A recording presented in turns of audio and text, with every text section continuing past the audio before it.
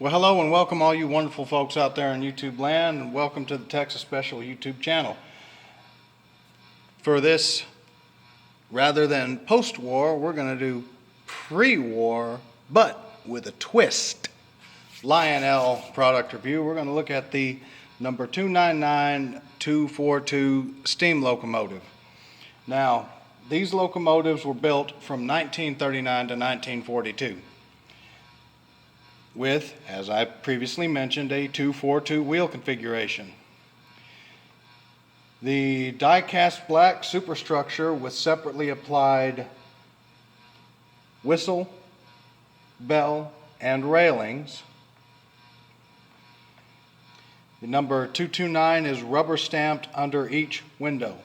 A 3-position E unit or reverser is mounted ahead of the motor right here with a locking lever.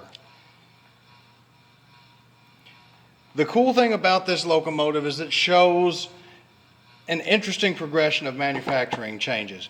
The earliest versions have a number plate mounted through slots in the cab. Later, the plate is dropped and the number is rubber stamped on the cab, but the slots are still present.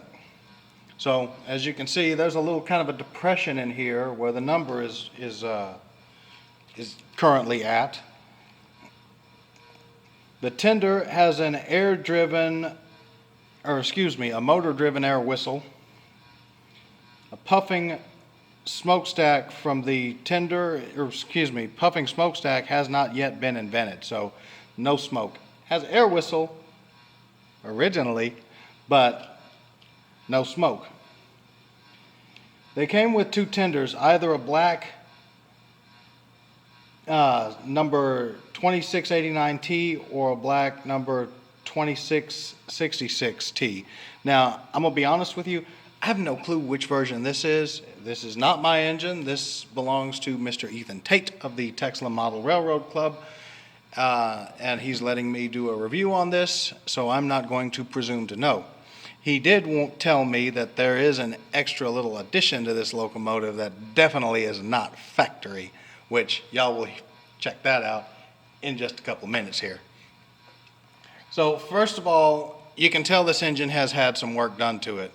Namely, the 229. The numbering is way too pristine to be original rubber stamping.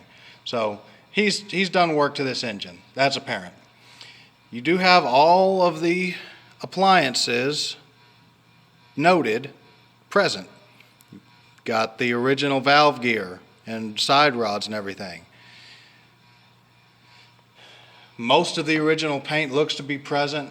You have the Lionel lines there on the tender, and you have some minimalistic rivet detailing on the tender, and what look like newly replaced trucks, pre-war style trucks. I don't know if those are original or reproduction, and of course the very unrealistic pre-war Lionel style hook couplers.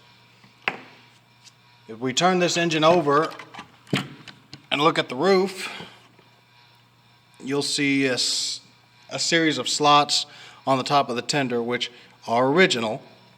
That's where the air whistle sounds emanated from, if I'm not mistaken. If I am mistaken, feel free to let me know. You have lots of rivet detail along the top of the cab. You have 3 roof hatches that are cast onto the body of the locomotive in the closed position. And you have a really good view of the locking lever. So as it sits right now, I believe that's unlocked. Okay, you have, as I said, a three position locking lever. There's your smokestack. There's another little small stack. We'll pop these guys apart. Maybe we won't.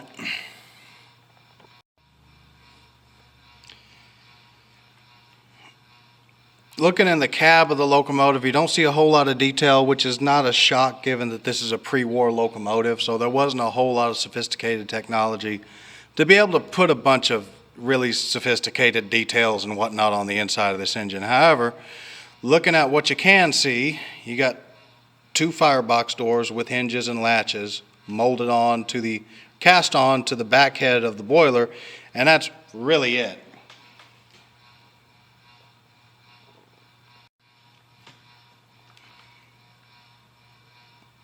Looking at the front of this locomotive, you see the headlight there, you see non-operating classification lights, and you see actually very nice detailing along the smoke box door with all of the bolts and hinges and everything present. You got a little stand there for the mount or bracket, whatever you want to call it, for the headlight. And you have some pretty good detailing along the front pilot of the locomotive with the cow catcher there, and of course the polling pockets on the front of the engine, and an empty coupler pocket. I'm not sure if there was supposed to be a dummy coupler in there, or if that's the way it actually is intended to be with the dummy, with the pocket there. Not sure. I'm not a real big post-war guy, so those of you that are, if you're watching, please feel free to let me know in the comments below.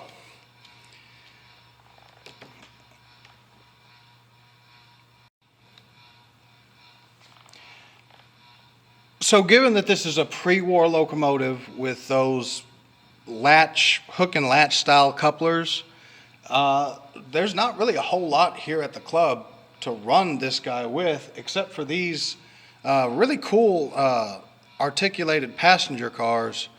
There's three of them. I'm showing two here because, well, this one actually has the coupler that will connect to the locomotive right here, and it kind of shows how they connect together.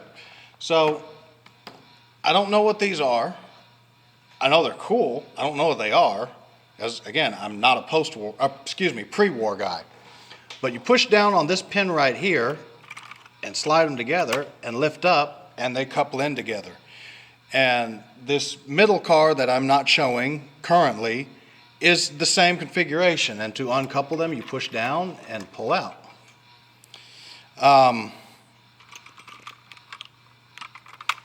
You have the Lionel lines, you have this fluted body. The Lionel lines is on a separate plate that's attached to a little slot in the body. And that's really it. The trucks are missing the journal covers that they're supposed to have, and they're just held on to the frame with little slots, little fold-over tabs. And you can see that there's some plastic. I'm not sure if that's original or aftermarket, but there's plastic glazing in the windows. And on the inside, there's really not a whole lot going on inside these cars. You can see it's just an empty cavity all the way through. So let's get these cars on the railroad, and we'll get the engine coupled up and send it around the track on main number 2 and see what it does. And you guys are going to get a kick out of this little added twist that Mr. Tait put in this thing.